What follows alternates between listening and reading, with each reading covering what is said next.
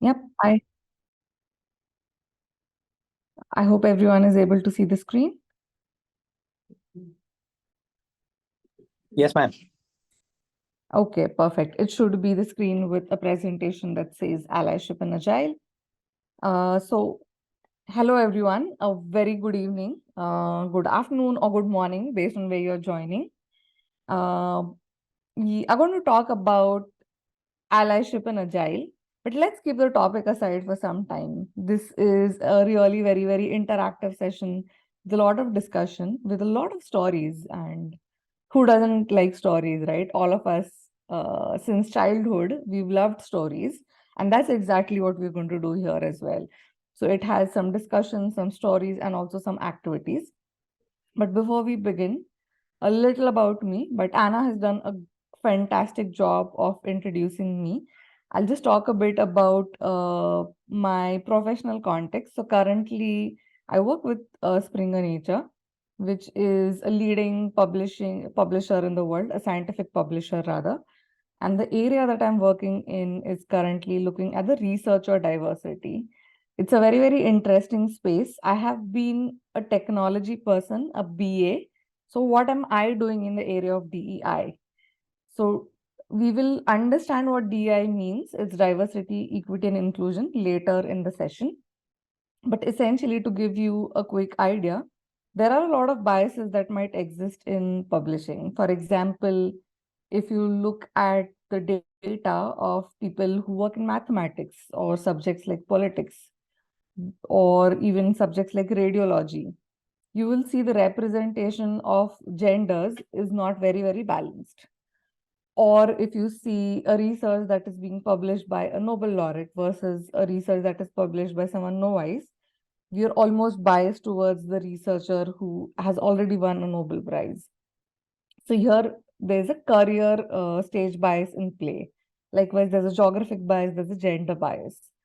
And research, I believe, should be done by all and for all, because essentially the world that we're living in right now, be it the vaccines we take or laptops we use, any technology that we use, is actually being researched yesterday and we're using it today. So imagine it is not done in an innovative way. It's similar people doing it. We will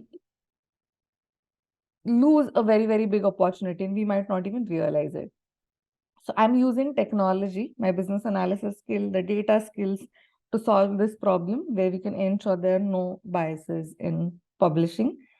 And hence, this topic is very close to my heart. I'm also looking at how is it that we can include these practices in our workspaces, which are agile workspaces. Yeah, but before we begin, a quick reminder, feel free to share ideas. That's the whole discussion of the session. Be present if it allows you switch off your phones, or be present in whatever way you can. Be inclusive, share your ideas, let the other person speak, respect the thoughts that other people have shared. If you can have your webcam on, that would be perfect. If you can't, that's still fine. But it would be nice to get responses from you over chat. And last but not the least, this is a very vast topic, and there might be different interesting things that come up, which we might not be able to discuss in the view of time that we have. But we do have a parking lot, and we can add the questions there. We can go and revisit it if that's not possible. I'm always happy to connect later as well. Cool. Let's start with the riddle. Okay, I'm going to read it out, though it's up on the screen. So, a father and a son, and if you know the answer, I would say please hold on, because I would still want others to go through it, and then once you've given it a read, uh, and I'll ask you to unmute yourselves and answer, or you can key in your answers in the chat window. Okay, so here's the riddle. A father and a son are in a horrible accident. Okay, the father, unfortunately, is killed on the spot. and the son is then rushed to the hospital for a surgery. The surgeon enters the operating room and says, "I can't perform this procedure. This boy is my son." How is this even possible? The surgeon is the mother. Okay. Any other answers?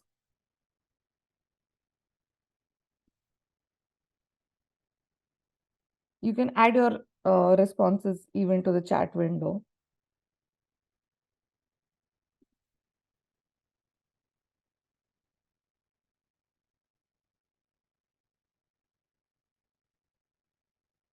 Okay, the mother, no DNA test was done on birth. Okay, interesting. The doctor is the mother.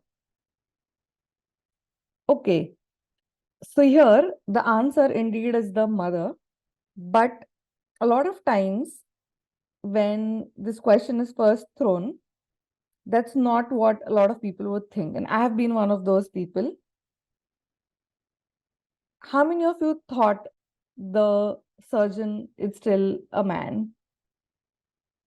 I was one of them when I read the answer, when I read the question for the first time.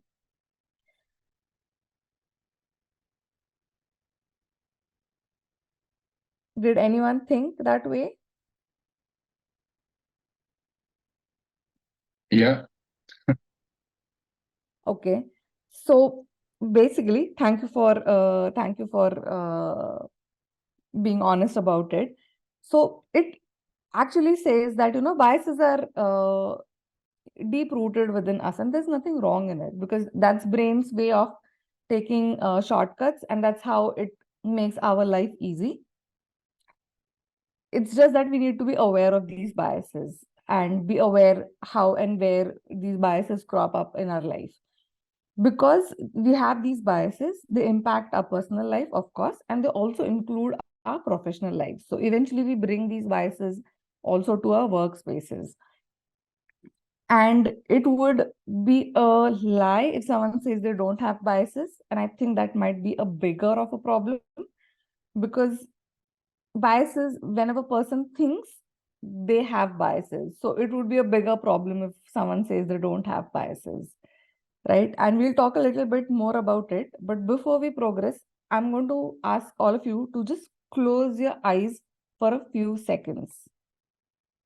So close your eyes for a few seconds and picture a nurse.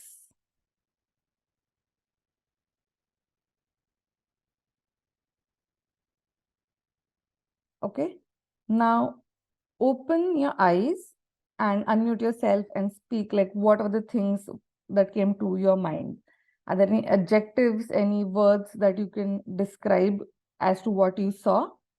Either unmute yourself and speak, or you can add your responses to the chat.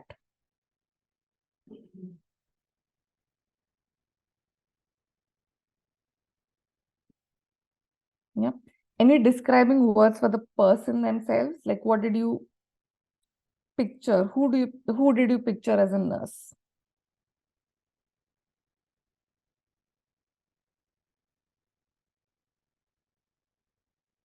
Okay. A lady, a blue uniform, a male and a female, a young lady.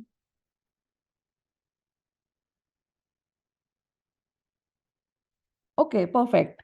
So basically, a nurse can be a man as well as a woman, right? It's not necessary, it's always a woman. It's just to show that these biases are again so deep rooted and we need to acknowledge and work on those. Likewise, you don't have to close your eyes again. Now picture a scientist. What are the things that come to your mind when someone says a scientist? It would be nice if you can add your responses. Okay, someone in a lab coat, white hair, lab coats. Wonderful. I'm going to wait for a few more seconds to see if there are more responses.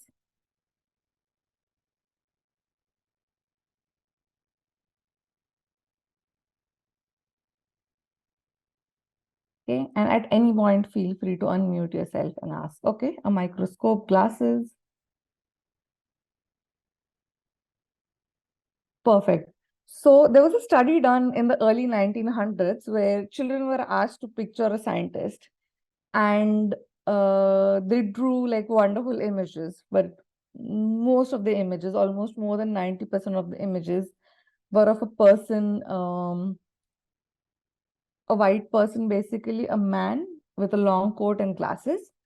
This experiment was conducted again a few months ago, and there's a difference in trend. So people, children especially, are also now drawing different people, like people from different geographies, different skin colors, and even different genders. As and that's a very, very positive change. Nothing wrong in like being a man or a white person. It's just that that's how deep rooted things are. And there's a very, very beautiful movie on this. It's a very, very short movie, Picture a Scientist. It has also won a lot of awards. If you are interested, you might want to go and see this, like how researchers or how people in the research industry, especially scientists, are facing a lot of biases. It's a very, very interesting, it's a free movie available on YouTube. You might want to go and have a quick look. So all these examples were basically to tell you that we do have biases and these exist all around us.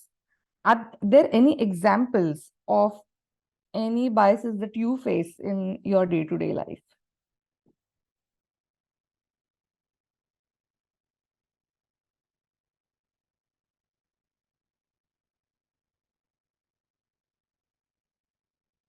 Come on, I'm pretty sure there's so many things around us.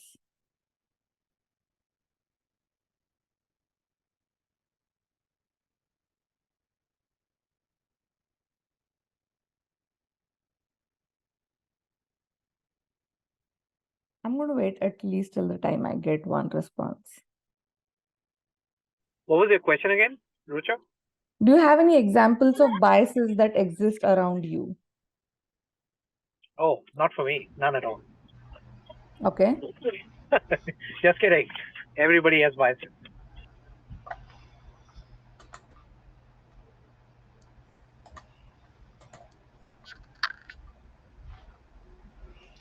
As a woman, there's very few that are tech CEOs, and so very skewed percentage at events. Thank you for sharing so much, Kathy. That's a very, very valid one. Perfect. I think this is a very nice example. Thank you so much, Ameya and Pallav. So I'm going to take the left-handed people example as well. So if you look at the product development industry, and I think we are also product practitioners. If we practice Agile, and that's what we use for product development. And when I say product, it's not necessarily always like software. It could be like real products as well. There's barely anything that exists for left-handed people. We give such a limited thought to it, right? And it's a very, very big number if you look at it, people who are left-handed. And it's a bias. Like by default, we would just look at how things would work for the majority of the people. Well, there's nothing wrong in it. It's just that we also need to be more conscious that there's the other side of the coin as well, and we need to look at it. There's one more example Amya shared, which is like females are not good at driving. I think that's a very, very common one, and it's so imbibed. The other day, I was hearing to some executive talk, and this person has been a DEI practitioner. And believe me, it's a curve for everyone because these biases are so deep rooted. And the story they told me is, they were boarding a flight and they were all like in a good state, very, very calm. And all of a sudden, there was an announcement from the head pilot. And the head pilot was a woman. And immediately their thoughts were like, oh my God, it's a woman. And then this person took a step back, saying that, what am I even thinking? Right. So there's nothing wrong in having these. It's just that acknowledging these is important because it's not a problem, but you can solve something only if you know it exists. So thank you all for sharing these examples. What usually happens is, I've spoken a lot about biases and how we have those in our personal or professional life. But how does this affect? Now, imagine you're at work or even with your friends or with family, and they give you a feeling of that they are tolerating you. How would you feel, right? Like you're at some place and you understand that someone is tolerating you, right? That's the limiting zone of an individual. People might not immediately recognize it, but the person who's going through it immediately has like low confidence, low self-esteem. They might not share or talk ideas about ideas as often, or even share their thoughts normally as well. Now, if you go to the extreme left, if someone has been abused or harassed, that's even further bad, because it's kind of a damaging zone. There are instances where people even have these memories for life. But imagine that someone, wherever you are, they make you feel you are really valued. They make you feel included in everything you do. And you're being respected there, every single day. Because that's a very important thing. How you might get a good remuneration at the end of the month. You might get a lot of perks intermittently. But what is constant is the way you're being treated every single moment, not even every single day. And if an individual feels respected, included, and valued, they really operate in a very, very high performing zone. Not only is it good for us as individuals, it is also very good for our teams, and it is good for the organization. So it's kind of a win-win situation. And that's how it affects us. So the impact here basically is if you feel that you are in the limited zone or in a damaging zone, versus you are in a zone which makes you a high performing, or makes you share your thoughts aloud, it actually has a lot of trust and psychological safety issues. It impacts the employee's performance, so basically individuals. And it's not all about performance, it's all about how we feel as people, which will impact the performance, which impacts the team dynamics and eventually the company culture as well. So we spoke about biases, how they exist, and the impact. But what is it that we can do, right? Because we are not here only to discuss, hey, that's a problem, and how glorifying the problem, basically. But we're here to see what actions we can take. And a lot of organizations are now intentionally aligning DEI, that is diversity, equity, and inclusion, in their business strategies. We will understand what DEI is all about, but this is just to keep in mind that a lot of organizations are taking a lot of intentional efforts. But why are they doing this in the first place, right? Because there's a lot of research, and I'm happy to share that as well, actually have around 8 times more business outcomes if they have a culture where people feel more included. The teams are 6 times more likely to be innovative and agile. So just a quick example, a lot of times organizations and teams focus on innovation, right? But keep in mind, innovation is an outcome. If you don't let people experiment, if you penalize them for failing, if you don't provide them the safe space, how can you expect innovation to happen? And it's the same thing. Psychological safety is very, very important for innovation. And once you have that, organizations have noticed they're 6 times more likely to be innovative and agile, even 6 times more likely to be high performing, and 2 times more likely to achieve financial targets. And a quick example that I can give you is PWD, or people with disabilities.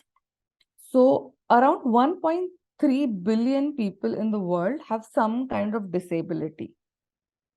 Imagine if you build products for them or even with them. So if you have people on the teams, what happens is it's important to understand their perspective. Like, for example, let's take the example of a left-handed person. If you're developing some product, if it's all right-handed people, it is not intentionally that they might ignore a group, but they might not even realize it. If you have a diverse team, those ideas are surfaced either during the brainstorming, if not then during the design, if not then during the development, if not then during the testing. But imagine if you don't have these diverse perspective in any of the stages, you are taken away from then being a little more innovative or catering to a better audience. And that's exactly the example of PWD, which is people with disabilities. So it's 1.3 billion of the people in the world. If you build products with them and for them, you automatically gain the loyalty of their friends and family, which is around 3.5 billion people in the world. That's more than world's half the population. Also, as you age, as you reach a certain age, say 60 plus, 70 plus, people are ought to gain one or more disability. And this group, mind you, has a lot of income to disperse. They've done a lot of saving for their retirements.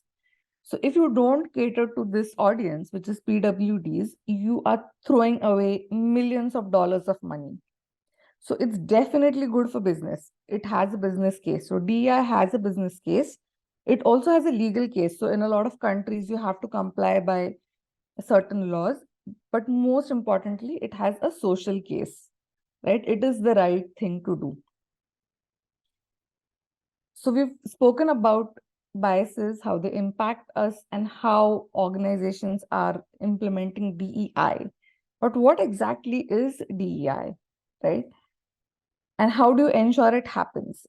So you ensure people have equitable opportunities, people have a diverse background, and all of them feel included by ensuring you have like diversity, equity, and inclusion being paid attention to. It's not something you can introduce. We are already diverse, and that's what makes us unique. We come from different backgrounds.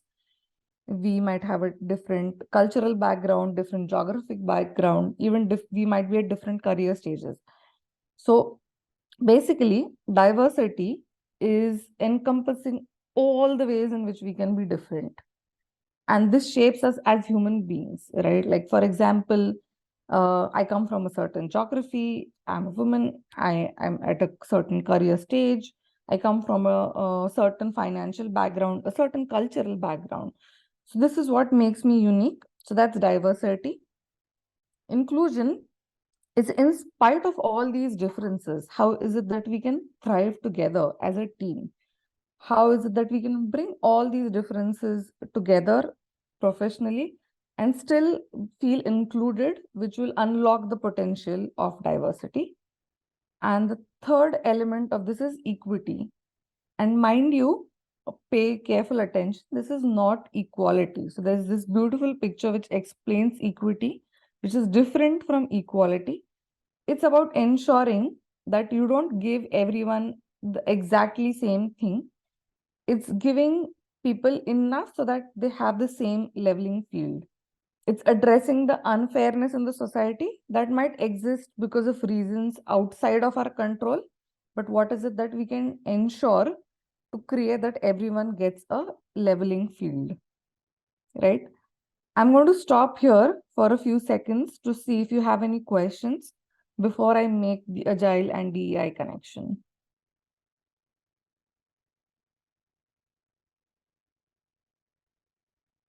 Cool. I take this silence as a no. I'm happy this is super and crystal clear. So basically, what is Agile? And why am I even talking about DEI? So loosely translated, Agile allows us to leverage the unique skills and deliver maximum value to the customers. People are at the core of everything we do. And this is done in a very, very fast and adaptive manner in Agile. DEI, on the other hand, encompasses creating a welcoming and supportive environment for all employees and customers, which is again people. And these two concepts go hand in hand. Rather, for Agile to work, DEI should be at the heart of it. And I'll tell you why. Because one of the reasons also is Agile's manifesto, which is first value of individuals and interactions over processes and tools, implies that for Agile to work, DI must be at the heart of it. And this is proven by a huge research that was done by the Business Agility Institute. So this was done across 425 participants, 26 countries, across industries, not just IT, different languages, religions, people with ability or disability, or people who are differently abled.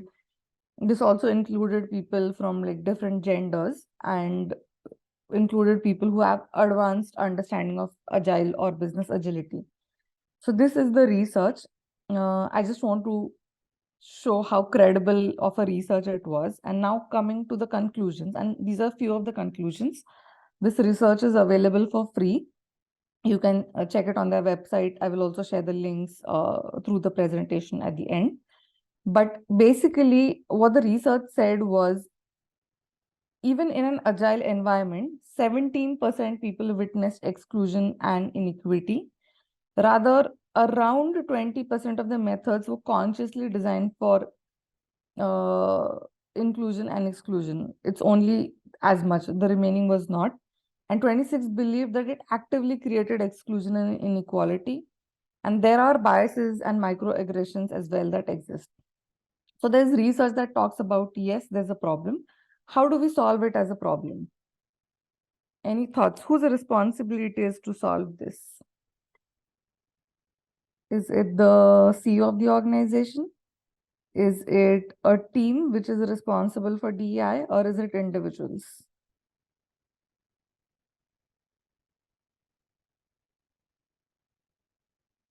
What do you think? Okay. I have such a talented audience. Yes, someone has gone on mute. Everyone. I think my job is done. That's such a wonderful audience. But yes, it's not the CEO's responsibility. It's not the leadership team's responsibility or the managers or other colleagues' responsibility alone. It's something that we need to work on together. It's a collective responsibility. And we can start by being an ally. What that means is basically to explain the concept of allyship. Let me tell you a story of an elephant and a mouse. Okay. So imagine there's a room and these two creatures, the elephant and the mouse, have been living together. They're coexisting in a space. For the mouse to survive, it has to carefully understand what the elephant's schedule is like. When does the elephant move around? When does the elephant do certain things? Maybe even take care of the elephant's mood swings. But on the contrary, imagine for the elephant to survive, does the elephant have to care a lot about what the mouse does and what movements it has, or what it does or it doesn't during certain times of the day? What do you think?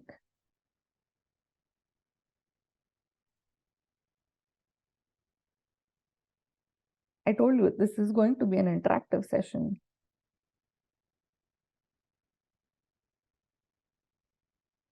Okay, probably not as much. That's correct. This is exactly the dynamics we might have, right? In some situations, in personal and professional life, we are the elephants in the room, right? Like we have a certain amount of privilege. In some situations, we are not the elephants in the room. We are the mouse in the room, where we might not be in a position of privilege. And these privileges keep on shifting. And what we need to be mindful of is, when are we the mouse and when are we the elephant? If we are the elephant in the room, what we can do is be aware of what position we hold and try and be an ally to the mouse.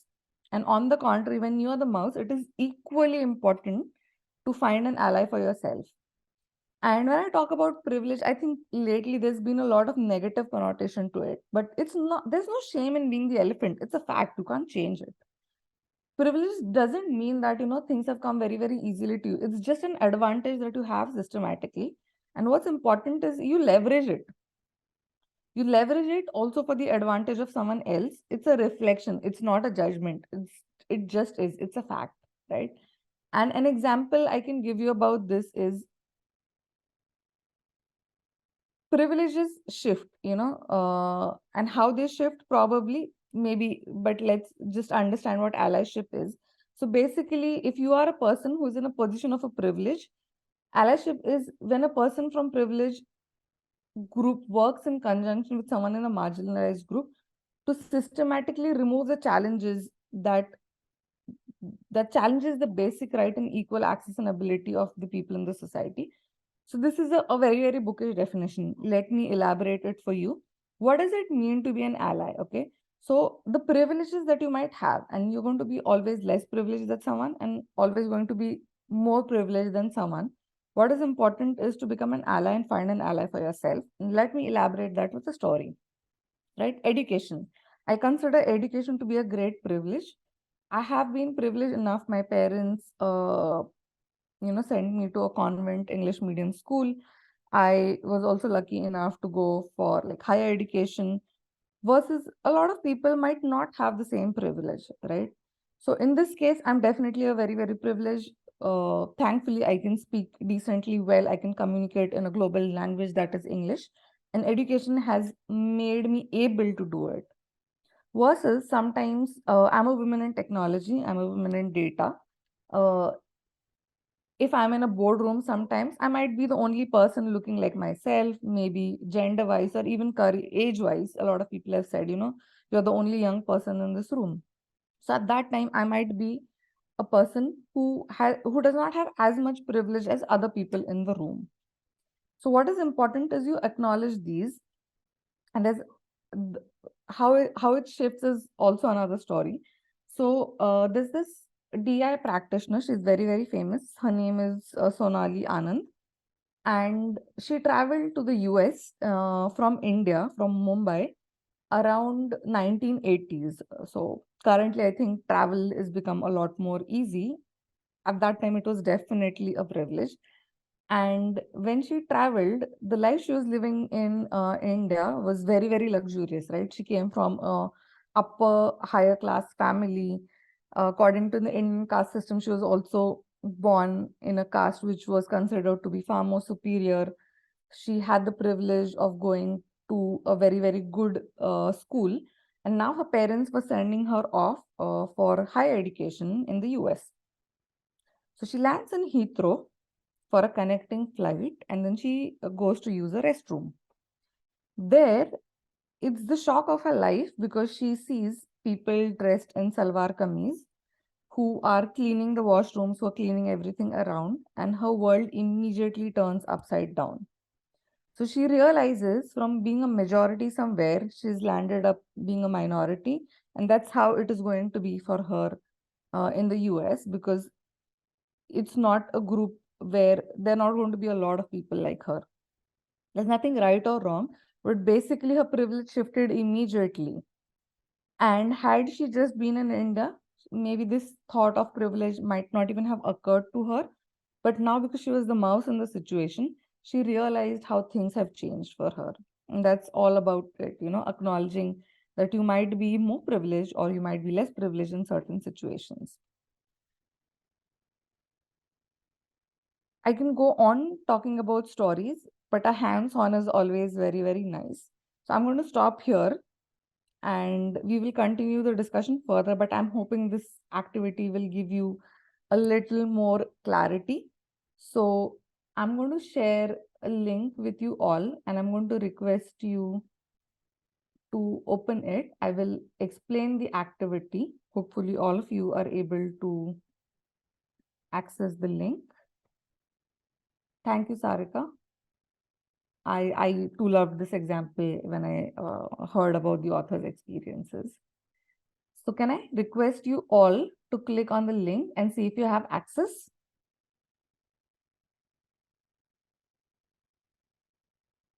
Please shout if you don't.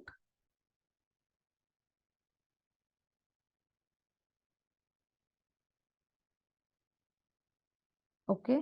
And then Anna, if you can help me break people in rooms, I can, but before that, I'm going to explain the activity, but looking at the size of the audience we have, maybe in groups of 4 would be nice. Okay. Yeah. Perfect. Okay, so if you can go to slide number 2, I will explain the activity. What you need to do is we will break you in groups of 4s. You need to work in groups. That's rule number 1. Then what you need to do is you need to grab a slide. For example, if you move on slide number 3, you will see there are different shapes on these slides. Okay.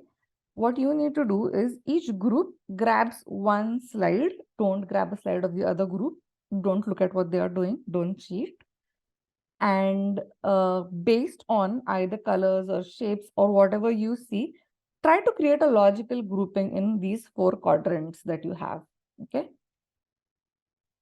And then at the end of the activity, be prepared to share back, like one individual from each of the teams shares back. And don't worry, there are no right or wrong answers. It's just the insights that we get from the activities are important. Is the activity clear? Any questions?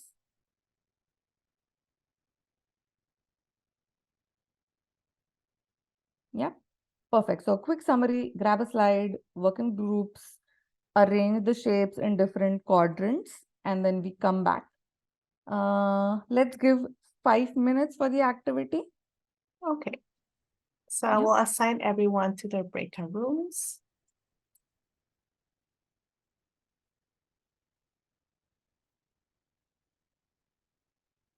So you all should have been invited to join a breakout room.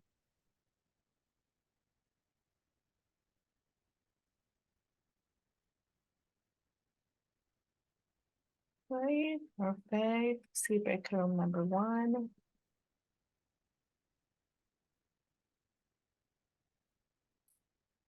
I'm sharing my screen now.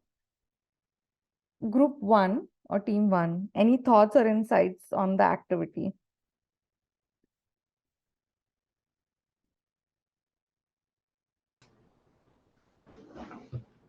Yes, we sorted them all by shape, and then within those we started sorting by other characteristics as well. Was it easy? Was it difficult? I think it was pretty to get everyone agreeing on a method. And Do you think there were any other ways of arranging it?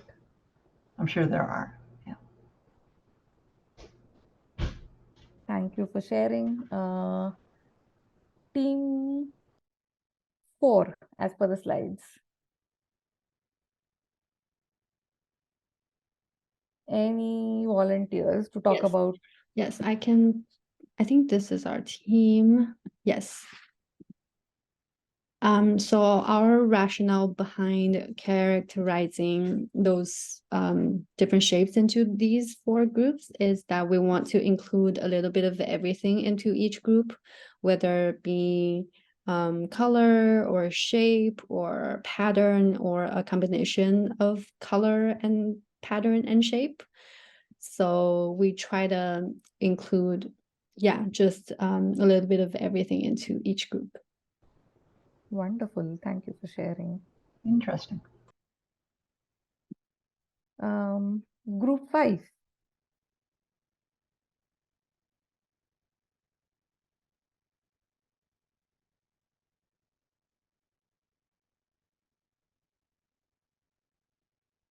Anyone volunteering from group 5? I see that Boris has sent a message. He has unfortunately no mic, but he says that team 5 was based on simplicity of the shape. Okay, no problem. Any other person from team 5 who wants to talk about this a little more? This is quite explanatory, but I just want to understand the thought process as well. Because there were also like shapes within shapes, colors within colors. Were there any other ways? Okay, it was just you. No problem. Thank you so much for sticking on, Boris, and doing this. Yeah. And then finally moving on to team 6. Yeah, I can go ahead. So basically we divided it based upon the shape. So like triangles and then circles, like we looked at the outer shape, right? So even if it is a rectangle inside a circle, so it just went into the same quadrant as that of circles. And then this half moon and arrow were like the odd shape, so they were grouped into a different quadrant. Okay. Like Okay, we were perfect. thinking of doing in another way also, like based upon the color also. So orange in one quadrant, then probably purple in one, green in one, and then a mix of purple and orange in one. So that's kind of another one. Perfect. Thank you so much for sharing, and thank you everyone for participating in this activity. So what's the moral of the story? What did we learn? Any insights? Let's forget about what we learned. Any insights from the activity?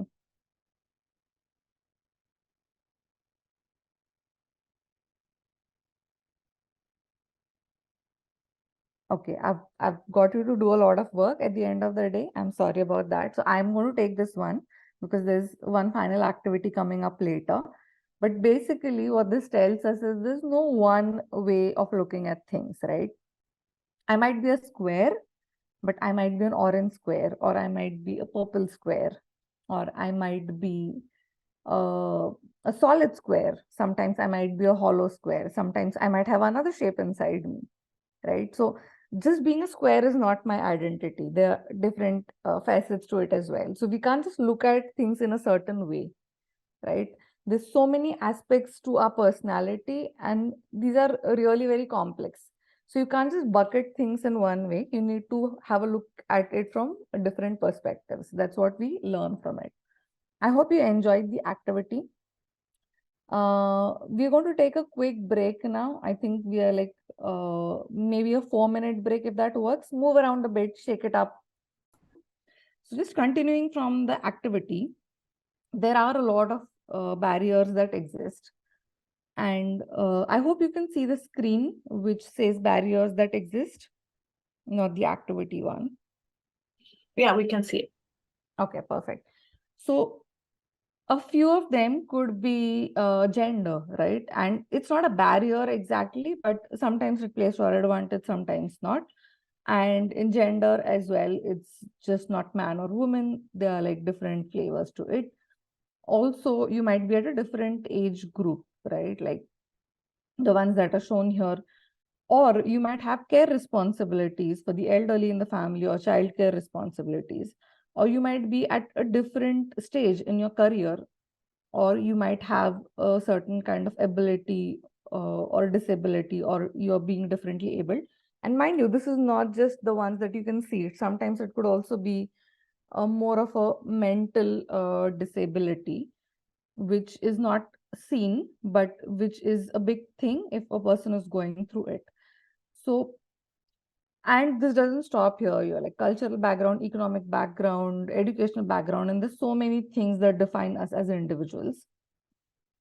We share a common workspace, but not a common reality.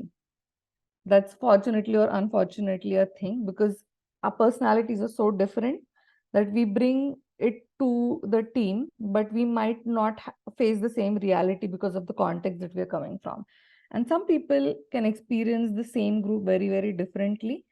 And what's important is we are being mindful of this when we work with the people in our team.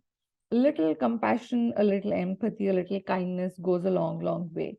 So next time before you just judge someone or think about someone, just think of the context they are in. And this is a beautiful quote that I like, it's not something that will happen automatically. If we do not consciously include, or if we do not consciously think about things like this, we will almost inevitably and unconsciously exclude. So people are not ill-intended. People never are, at least most of the times. It's just that they're not aware that something like this might exist. What is important is we bring it to their notice, we make them aware, but in a very nice way. You don't have to be always offend people, or you don't always have to explain it in a way that they might not like. Yep. So now we've understood that biases exist. We've understood how they impact us as individuals. And if we work on them, how it could be a win-win situation for us as individuals as well as our teams. And we also looked at how is it that you can remove these biases with being an ally, being the core of being inclusive and the core of this talk. So what can you do now as an ally? So here are some practical things, okay? The very first thing is acknowledge that a gap exists. That's very, very important. Acknowledge that sometimes you might be the elephant. and you would have to help someone, acknowledge that sometimes you might be the mouse and you might need help from someone. And to summarize this, there's this beautiful quote from the Dalai Lama, is to be aware of a single shortcoming within oneself is more useful than to be aware of 1,000 in someone else. Again, this is not necessarily a shortcoming, but being aware of the gap is the message to take away here. Okay. So here are some useful tips. The first one being identify the elephant and the mouse dynamics at work.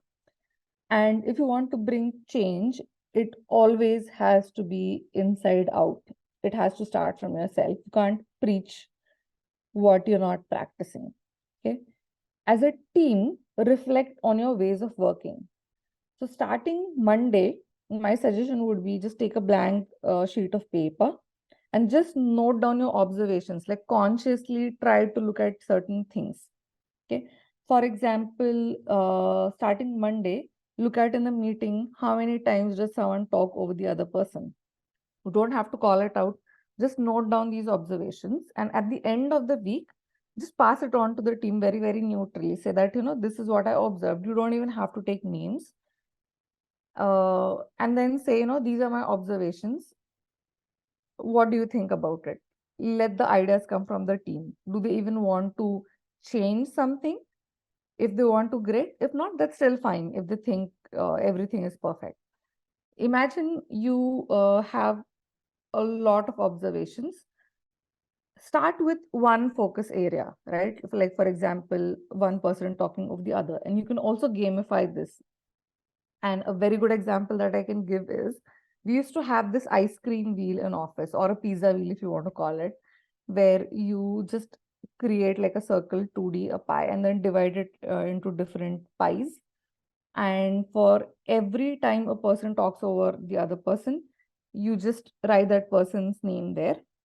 And at the end of the week or the end of the month, when the circle is completed, you treat yourselves with an ice cream. So it's a fun way, gamifying, but it also makes people a little more conscious, and you're not negatively putting someone on a spot. You're doing it in a fun way.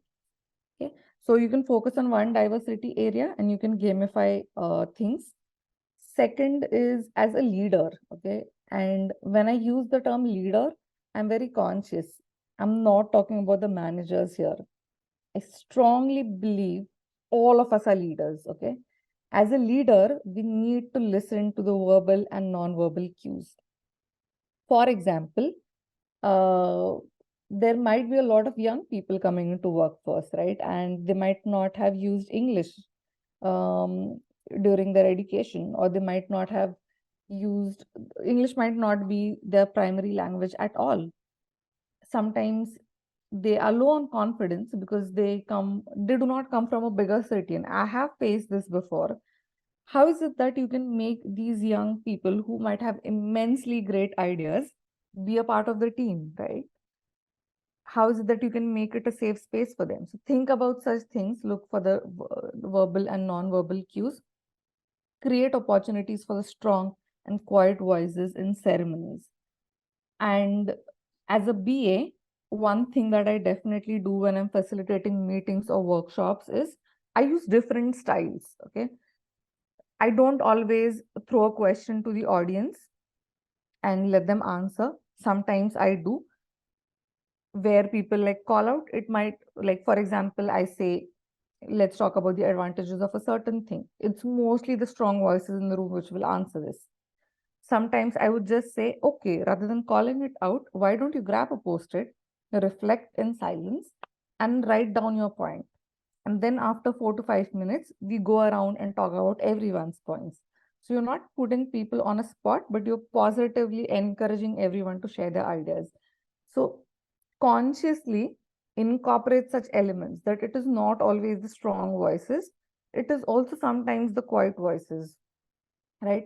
Because the great ideas can come from anywhere, and you need to be at a lookout for these ideas as a facilitator, as a BA, and as an individual. Okay. Last and the most important thing, practice courage. There might be moments of discomfort. What you need to do is point it out, check it out, and work it out. Pointing it out need not be negatively. You can make it a casual conversation. So one of the examples that I give in trainings is there are two leaders talking on the floor, and there's some really young people who've just entered the workforce listening to this conversation. And these two people go about like, why is person X taking a leave for caring for his children? Does he not have a wife? Okay. What would you do if you listen to this conversation? So I do understand, like generationally, we have expectation of doing certain things from certain roles, but we also need to be role models for people around us, especially the younger generation. They're immensely bright and they have a lot of good ideas. So depending on the rapport you have with the individual, you might want to go to them like one-to-one. You need not talk about it on the floor.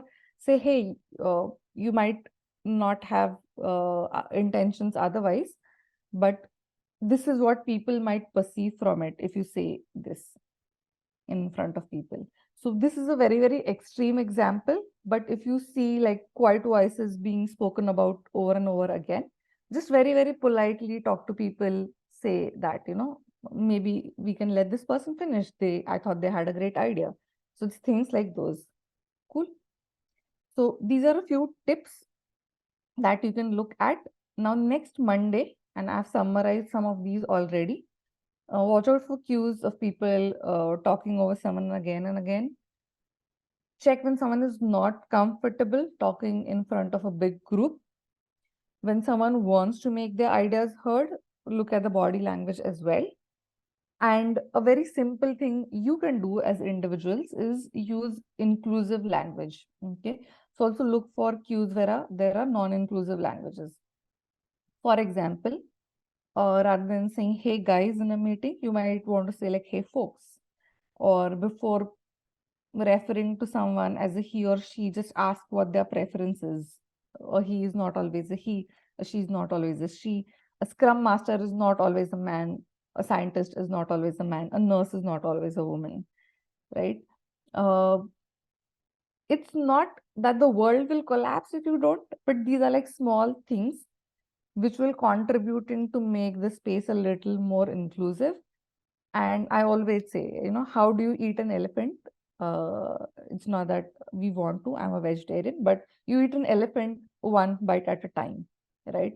Incrementally, changes happen and small changes have a huge compounding effect.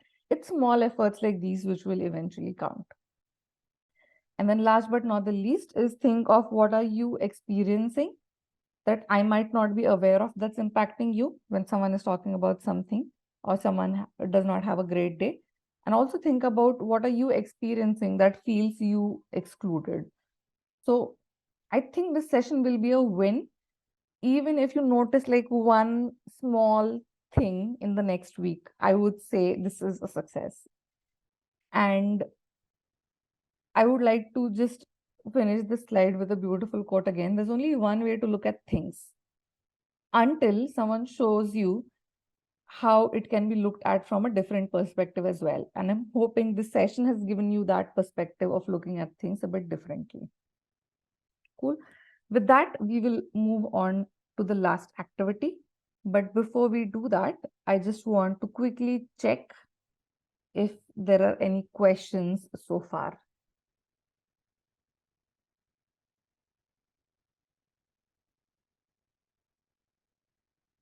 Okay, speak now, or you will forever have to hold those questions in peace. Okay, I think that's crystal clear. At least that's the assumption that I have. So I will move on to the activity. This is a very, very interesting activity. I'm not going to ask you to share back when you do this activity. Maybe insights, yes. But when I did this for the first time, it's a really eye-opening activity. There are a lot of aha moments that might help you in your personal and professional life, even to think about things in a different light.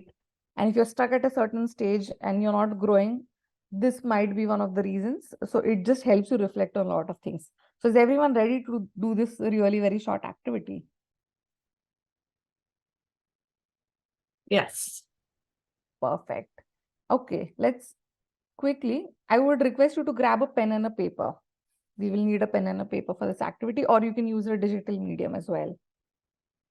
And I'm going to guide you through the activity.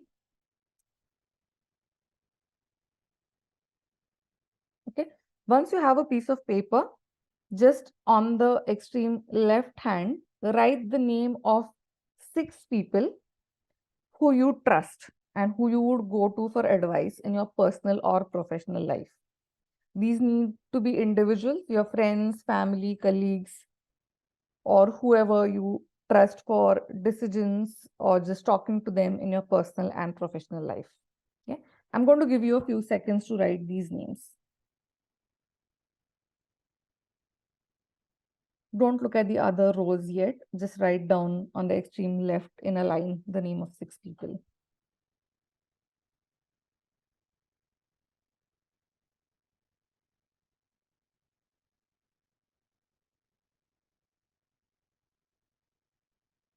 Okay, I assume you are done. Now, as the next step, what you need to do is write down these different aspects, which is gender, profession, age, marital status, education, disability or different ability in at the top, and just make a table for yourselves.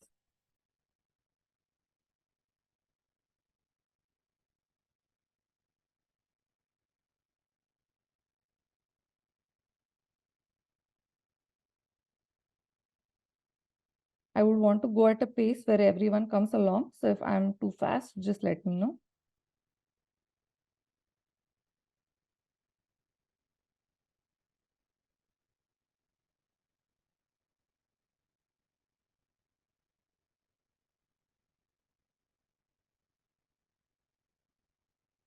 Okay, so now for look at only the first person, first individual. I'm going to take an example of my mother. So gender is same. So if it is same, you leave it blank. Okay. If it is different, you put a cross. Now my mother's profession is very, very different to my profession. So I'm going to put a cross here.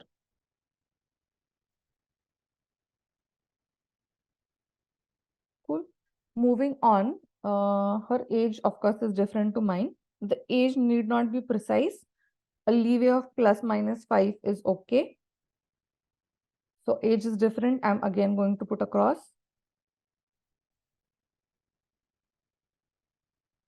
Moving on, her marital status is same as mine. So I will leave it blank.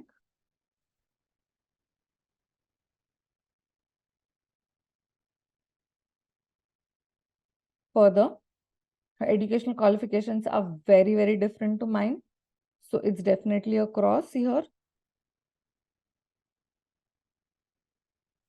And last but not the least, is there a visible or invisible disability? There's none compared to myself. So again, it will be a blank. If you are clear what needs to be done, repeat the same activity for everyone.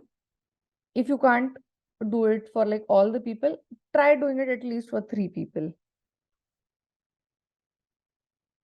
And if you have any questions, please call those out.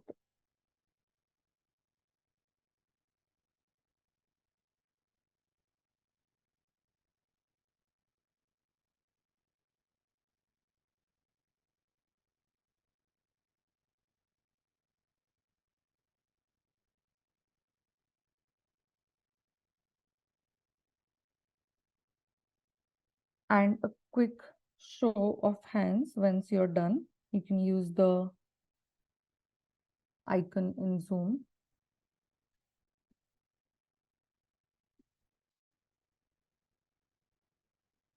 Or you can just key in your responses in the chat window.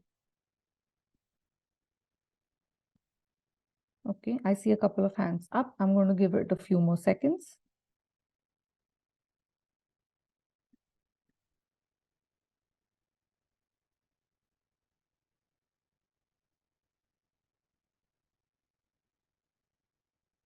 Okay, now the last step, count the number of crosses, only the number of crosses.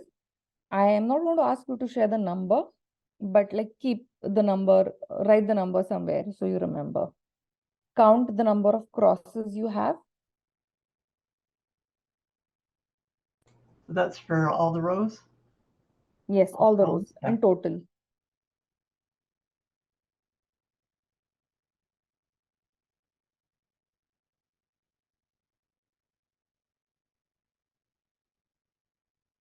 Okay, so once you're done that, I'm going to share my experience first.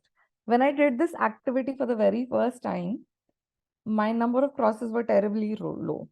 Is there anything wrong with it? Probably not. Like, it depends on the way you perceive it.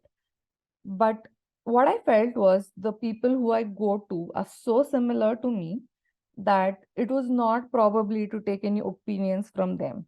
It was just to listen to what I wanted to listen. Like, I went to them making up my mind, and I knew just the right people who would say yes or agree to what I have decided for myself without giving me a different perspective. So essentially, it was just to massage my ego, right?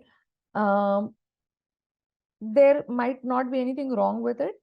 It's just that if I just go to the same people, I'm going to stay in my bubble, okay, and I'm never going to grow. Um, these group of people have brought me to a certain stage, okay, and it's not necessary that I leave them. It's just that can I introduce more diverse people? You can do this exercise with trusted 10 or trusted 15 as well. What is important is the kind of perspectives that you get in your life. Is it the same people you go to who might not give you opinions, or is it that they are just there to validate things for you?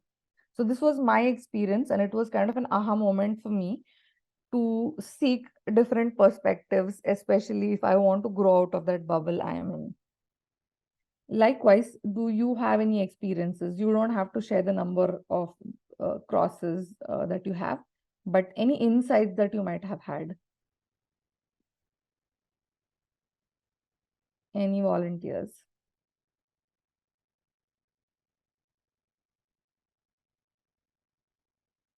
I think for me, what I've noticed is that I tend to kind of have people around me who are very similar to me. So I think that was a really eye-opener. Maybe it's time that I, broaden out my horizons. But I think this was a really good exercise to truly see who's around you.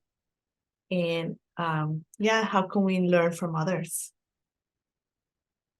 Thank you for sharing your experience, Anna. Mine was very, very similar to yours. And it has really helped me. Like, it's been a few years I've done this exercise now. And when I look back, I think it has immensely helped me. Cool. Can we have one more person share their experience?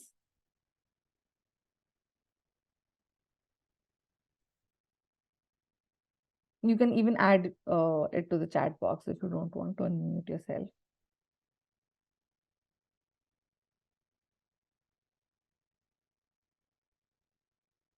Yeah, it's very few crosses for me as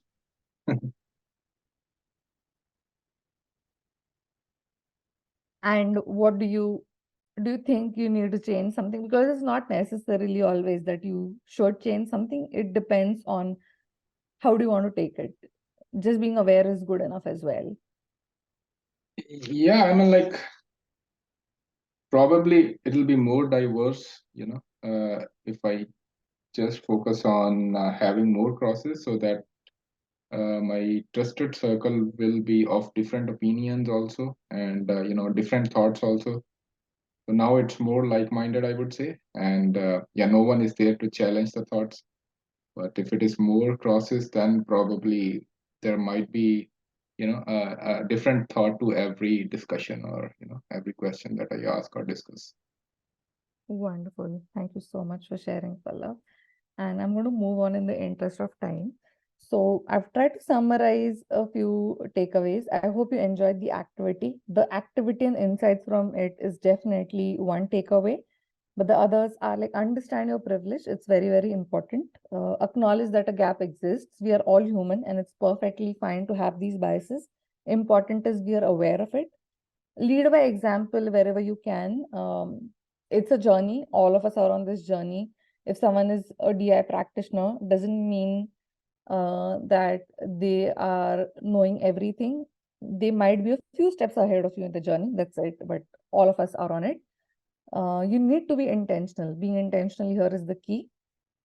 And last but not the least, in a world where you can be anything, be an ally. And most importantly, also find an ally for yourself. This is really very important. I think I just used to be myself, thinking that this is my problem. It's a very unique problem. And I glorified the problems in my life, which were related to the biases that I might have faced or otherwise as well. But when you share, you realize there's so many people who are in the same boat as you. There's so many people who are willing to help.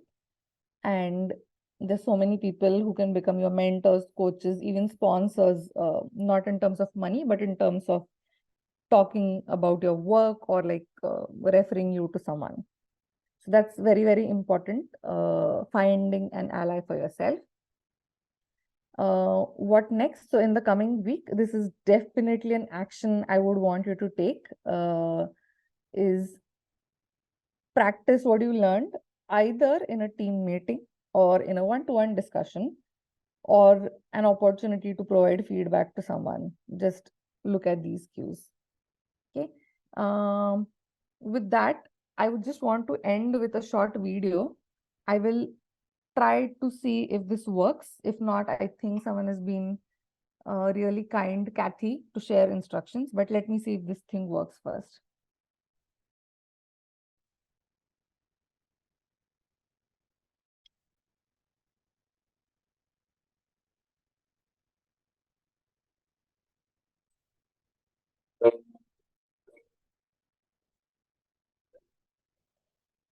Are you able to hear it?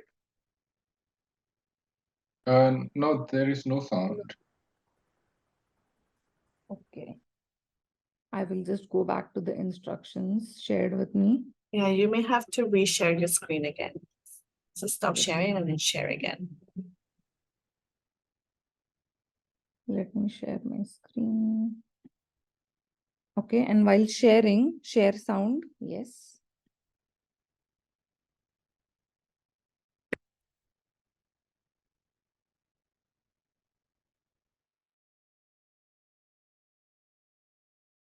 I hope this works now.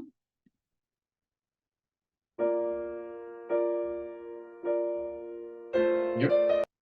Yeah, perfect.